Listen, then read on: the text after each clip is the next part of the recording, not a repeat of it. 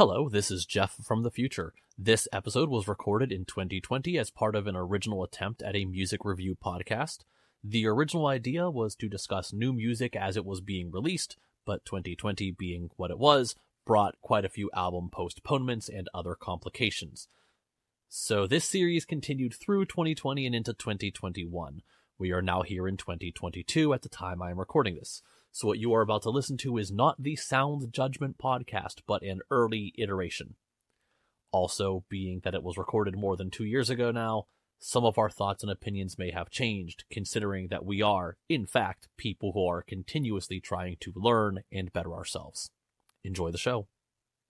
Alright, so those were my top picks, essentially, not entirely, but those were like at least my favorite album from last year, and then a probably mutual favorite album of last year's Christmas releases. Yeah.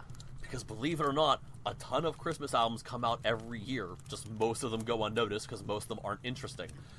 It's but true. We did get a couple interesting Christmas albums this year. We covered the fact that Debbie put out a song on YouTube. Yeah. But I mean, obviously what we really need to talk about, the most interesting Christmas album of this year is by the Goo Goo Dolls. Oh, by the Goo Goo? Is by the Goo Goo Dolls. You tell me about the Goo Goo Dolls. I didn't listen to it. Okay, so it's the Goo Goo Dolls, who apparently still exist. Yeah. And they did an album called It's Christmas All Over. Yeah, I remember the Goo Goo Dolls. I wish you would step back from that ledge, my friend. Right? That's them, right? That is inaccurate. Okay, let me try again. Cut my life into pieces, right? That's also not them. Shit. I don't want the world to see me, cause I don't think that they'd understand. Is that one? That's them. Okay, third time's a charm. That's the Goo Goo Dolls. Yeah, and they released a Christmas album. And it's totally fine. I was entirely kidding. Oh. It is a perfect example of it exists. It's mostly classic songs that people know. For some reason, they covered Christmas Don't Be Late, which also didn't really need to happen. It's fine. It exists. I was kidding. Really, probably the album that I think is most fitting for this podcast is the 4-song EP called A Very Poppy Christmas. Our queen! Because we at one point were talking about turning this podcast into Poppycast. Because we could talk about Poppy every episode if we wanted to. As long as she keeps putting out music, I'll keep talking about it. She doesn't even need... You know what? She could retire right now, and I will keep talking about her. I will read the comic book on the podcast, and that will just be it. Because Poppy is a totally, completely normal girl. Absolutely, an absolutely normal girl. There's some quizzes about how normal she is in the back of the comic. Chris, tell us about A Very Poppy Christmas. I wanted to bring the track list up, and I just googled Poppy and said, "Why is Poppy so scary?" You know you're gonna have to address the fact that we have an episode about Poppy, and you're gonna have to bring that up. You're gonna need a quick editor's note here. You gotta listen to us talk about Poppy. No, if you haven't already, you failed this podcast, because this podcast is primarily, secondarily about music, primarily about pop. I mean, we really could have renamed the podcast Poppycast. The Poppycast. I was honestly, after Christmas, I was going to ask if you wanted to rebrand into Poppy. Oh, is that our 2021 mission? If you missed it, Poppy is the greatest musician since the dawn of time. Human civilization has been building towards Poppy this whole time. We are in the best timeline right now because we are in an era that Poppy exists. If George Washington could see what the world would become once Poppy hit the scene, he would be very disappointed that he did something as unimportant as founding America. Yeah, I mean that doesn't even come close to holding a candle to being Poppy. Which, can we talk about? It is only a 4-song EP, and only one of them is one of the classic Christmas songs. That's one of the best ratios we've seen so far. It is the best ratio we have seen so far. Also, I want to throw out there, okay, so we've been kind of goofing. We did review Poppy's I Disagree earlier this year. Yeah. And we are currently eventually going to start talking about A Very Poppy Christmas. But in between those two things, I Disagree was re-released with 4 bonus tracks. Oh? Yes, if it bleeds, bleep bloop, chaos times 4, and don't ask. Okay, I didn't realize it was re-released with those. Yeah, I kind of thought they were their own thing. Yeah, it was. I think they did. I want to say Lady Gaga did like a similar thing with like The Fame and the Fame Monster. This one was I Disagree More. Oh, okay. I get you. Yeah. So they added 4 more songs. And I'm giving all 4 of them a thumbs up. But like, if you haven't listened to I Disagree yet, that is such a phenomenal combination of pop and metal. And as Jeff referenced, I'm not really going to put an editor's note because I'm just going to leave some of this in.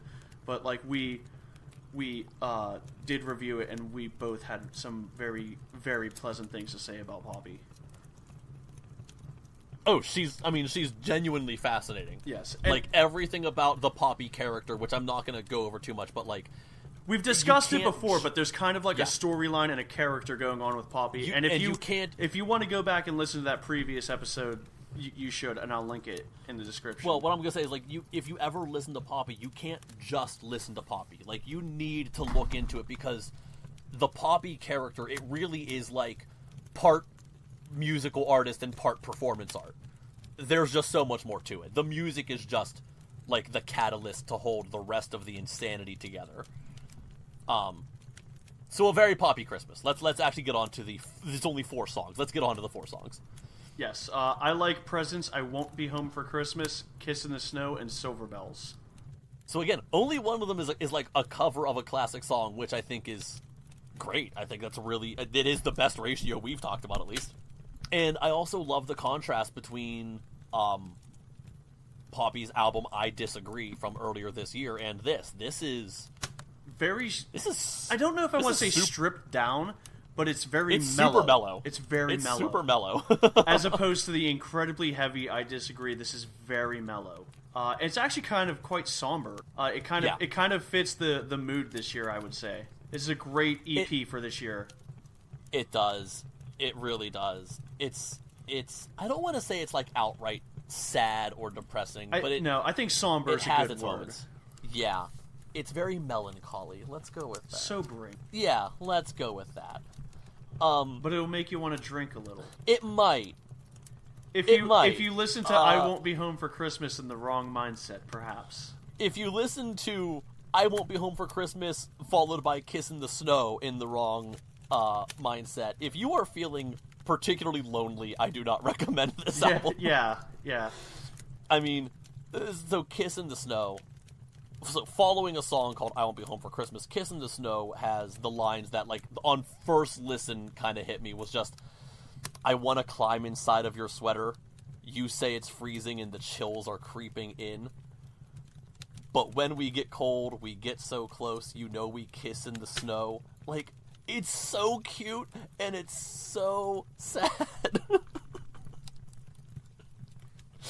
Yeah, I do not recommend drinking alone to this album, but my god, I love the variety here. We went from the insanity that was I Disagree to this really somber, kind of melancholy, and it's like the sentimental style of Christmas. Yeah. Like, this is not, oh my god, Merry Christmas, Santa's coming, no. Somebody please don't shoot Rudolph out of the sky.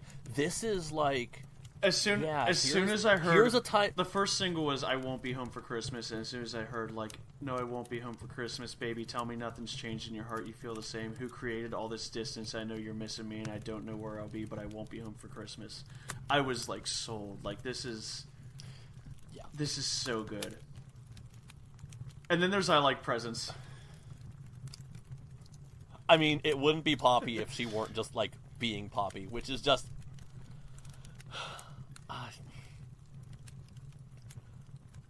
I mean, I don't know, man.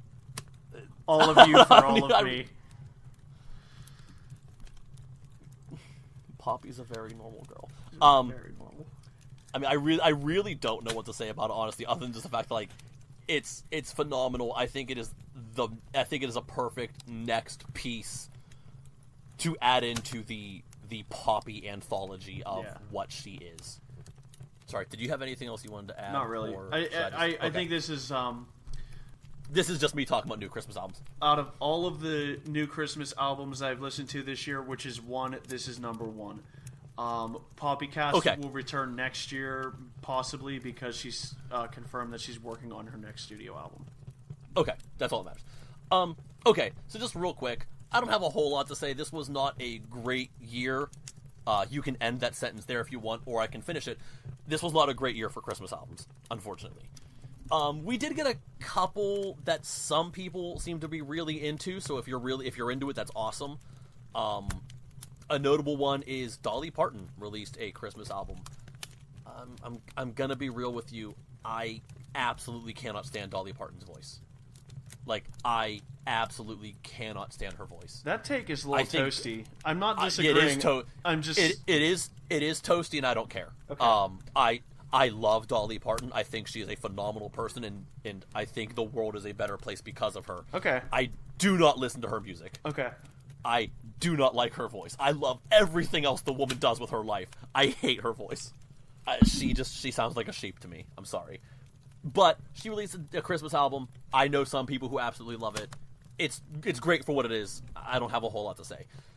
Carrie Underwood also released a Christmas album. It's called My Gift.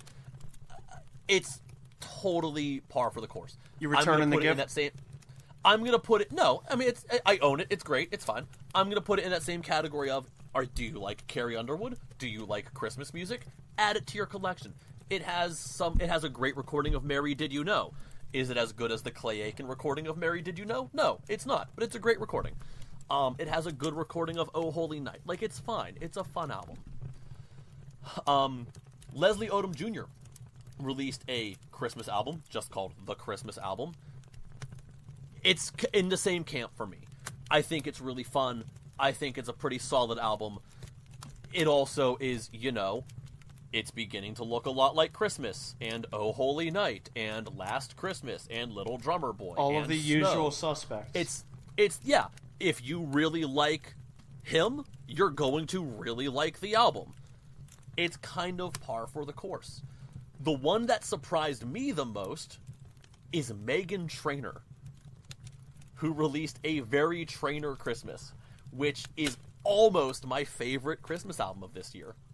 First off, it's almost an hour long. It is 18 tracks long, and it's there's not a whole lot of actually bad on it. It kind of suffers from when I was complaining about the Michael Bublé Christmas album when we talked about those. A lot of these arrangements are nothing new or interesting or fun or special. Like, The Last Christmas is just like almost every recording of Last Christmas you've ever heard. It's the Wham version of their original song Last Christmas. Yeah. For the record, if anyone wants a unique version of Last Christmas, there is one by, I think the name is pronounced Halloran and Kate. It's Halloran. It's this like really sad acoustic version. So if you want a version of Last Christmas where the lyrics match the music, look it up. But Meghan Trainor's Christmas is just kind of fun and solid the whole way through. An album that nobody has a clue who this is unless you follow this kind of thing. But a man named Warren Wolf released Christmas Vibes. He is a vibraphone player. This is a jazz album. If you're into that, it's a fantastic album with a couple interesting choices, like Dance to the Sugar Plum Fairy. Oh. Because there's no words, obviously that's not a song that normal people put on their Christmas albums. This is a jazz album. He can do whatever he wants. So Christmas Vibes, highly recommended. But it wouldn't be me. It wouldn't be me, because this is who I am as a person. So again, I'm going to apologize, because I just did this in a previous episode about favorite Christmas albums. The best Christmas album of 2020, aside from Poppy, that wasn't Poppy's 4-song EP, is by a bossa nova band. I'm sorry, I love Bossa Nova Christmas. There's something about the summery, beachy feel of Bossa Nova music mixed with Christmas that it does something for me. The album is just simply called A Bossa Nova Christmas. It is by a band called Nova, which does not make Googling them very easy, for the record, because all you're going to keep doing is finding stuff about the genre Bossa Nova. There's no real surprises. The track listing is like Let It Snow and White Christmas and Have Yourself a Merry Little Christmas and Jingle Bells. But it basically picks up where CT left off with her Christmas album in 2008, and it just continues that beautiful, wonderful, summery Bossa Nova feel of Christmas music. This will definitely be the soundtrack of my Christmas in July 2021. Outside of that, I have a playlist of Christmas 2020 songs, and let me tell you, there is nothing on here that I will probably ever go back and listen to again. Oh no. Sorry, everybody. This was not a particularly good year for Christmas music. Is there anyone you want to call out for being particularly bad? I mean, I kind of already made fun of the Goo Goo Dolls, but nothing was awful. So, like, that is the thing. I will say that as far as Christmas albums go, they are rarely like, oh dear God, this is awful. They are like, I'm going to say 95% of the time, meh. Like, the last time there was a Christmas album that I genuinely didn't like was Sufjan Stevens.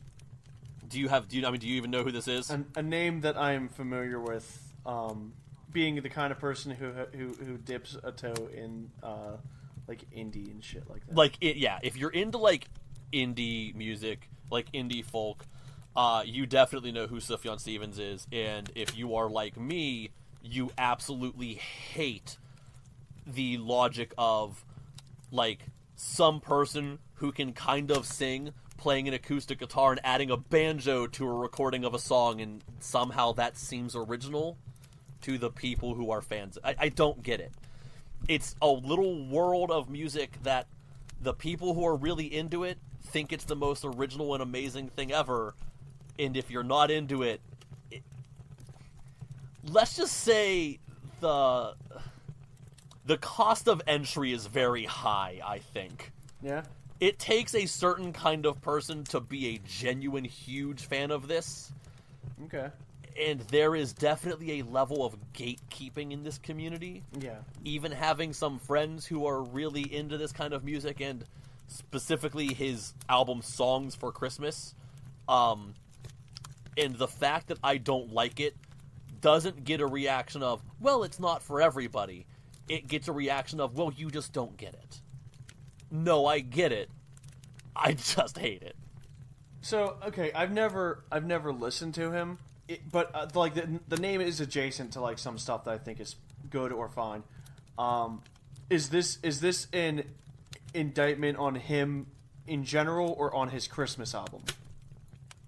Him in general, okay. But his Christmas album is one of the last Christmas albums that I actively think of as like, oh dear God, I actually cannot stand this album. Okay. Like, okay, he doesn't make music I like. That's just kind of straight out there. You know, spoiler alert, I don't like him. Right.